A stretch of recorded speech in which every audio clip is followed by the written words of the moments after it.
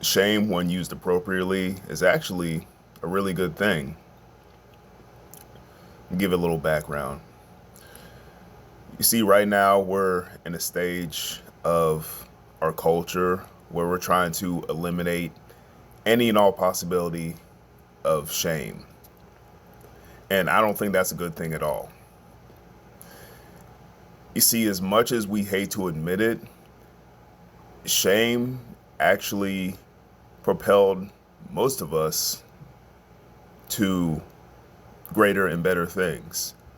In other words, the thought of embarrassing ourselves, embarrassing our family name, usually propelled us from doing something great, or it propelled us to avoid something that would make us look drastically stupid and horrible.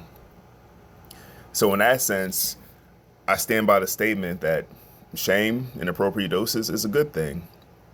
What we have now is this problem where we're trying to eliminate the very notion of people feeling bad, and it's not healthy at all. You got all these things. I'll just call it the elephant in the room. You've got like DEI. We're trying to make everyone feel accepted and included, and it's not natural. It's really forced. And what that's doing is that's taking away the galvanizing power of feeling bad sometimes and wanting to do something righteous about it. It's taking away that power and shifting more towards the feeling of, okay, everything is cool and everything's acceptable and society needs to get over it. And I just don't think that's right. I don't think it's natural. I look at my own life and, for example, I exercise and I keep myself in good health and good shape. And I do it now for those deeper reasons. But when I was younger and I would lift weights and exercise and do stuff, I'm gonna admit it because I felt bad about how I looked and how I felt, and I wanted people to like me more, or at least not feel ashamed and ridiculed. Now, what happened is over time, it became more of a natural, everyday thing that I do without somebody having to push me or urge me, and it's something I actually enjoy. So it started out as something where I was ashamed or I felt embarrassed, and it turned into something that has lifelong benefits. And I'm sure many of us can relate in that or in other forms. There's a lot of us that have a job or a career that really started because of the shame of, I don't want to live in a cardboard box, or I don't want to be so broke I don't have two dimes to rub together. So then you started working and pursuing. And listen, I know that not all of us have a job that we're head over heels about, but we understand that it helps to at least fund the things that we enjoy and find fulfillment of, and it keeps a roof over our head and keeps the lights on. So there is benefit in that.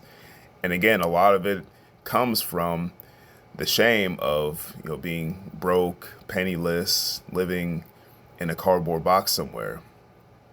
But what we've done in society is, again, we try to greatly reduce, or eliminate that feeling, and it's really just not healthy.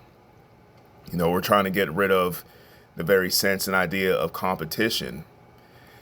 And just speaking for myself, I want there to be competition. I want there to be, for example, let's say I'm going for a job, I'm going to a job interview. I don't want the job because of the color of my skin. I want the job because I was better than every other candidate that walked through that door. I beat you. We're starting to get away from that even in things like sports, where things are seeming faker and faker and more manipulated. But for most of the history of sports, there was this general notion that you won the game, you won the match, you won the tournament, not because of, the color of your skin, or because whether you were a man or you were a woman, or you were trans or anything like that. You won because you outplayed, you outdueled, you outstrategized the competition, and you beat them into the ground. You know, we're in this we're in this era where people are in a race, whether for attention or maybe because they felt rejected or they don't want to face their truth, that people run to be the first this and the first that. Hey, I want to be the first black person in a predominantly white domain or area to do this or do that. Or you got women to say, I want to be the first woman to be the this or that in a male dominated field. And my response to that is, do you want to just be a token, or do you want to be the best or among the best? You know, personally, I think it's a dignity thing too. I don't always want to be looking over my shoulder thinking, well, I got this position, I got this accolade, I got this award just because I have melanin in my skin. You know, that's not fair psychologically to the person who receives this. And, you know, deep down, you know, you have to think to yourself, was I really the best person for the job? And that's something that eats at me. Now, to other people, it might not make much of a difference because, I don't know, they don't care. They say, well, at least I got the job. Or maybe they have a mindset of, hey, as long as I got my foot in the door, then I can prove, you know, how good I am and how it wasn't because of my race or because of my gender or because of this token opportunity. But that question is always going to linger. And we're creeping more and more into a world like that, where we got to make everybody happy. We got to make everyone avoid shame. You know, it's making people more docile than ever, especially men. You know, masculinity in general is just on a sharp decline because we're trying to appease to everybody and not make them feel bad. If somebody is grossly overweight and they're obese, you know, we don't rebuke them and say for the betterment of their health and their longevity, you know, hey, you should work on exercising, not eating bad food, losing weight. Nope, we just skip right past that. Let's just make the seats bigger on the airplane. Let's make the clothes bigger. Let's make the weight bearing requirements of this chair, let's make it sturdier. Let's use more materials, more resources, more money to make people that don't want to put in the work more comfortable.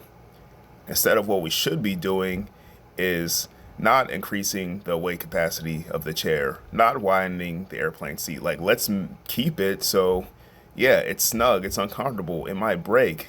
So then you think to yourself, wow, I really need to make a change that in the long run will be better for my physical and really mental and emotional health. Like, let's stop this whole idea of, again, trying to make everybody happy and feel good for the sake of it. We need to just get away from it. And what it really speaks of is we're getting further and further away from the family structure.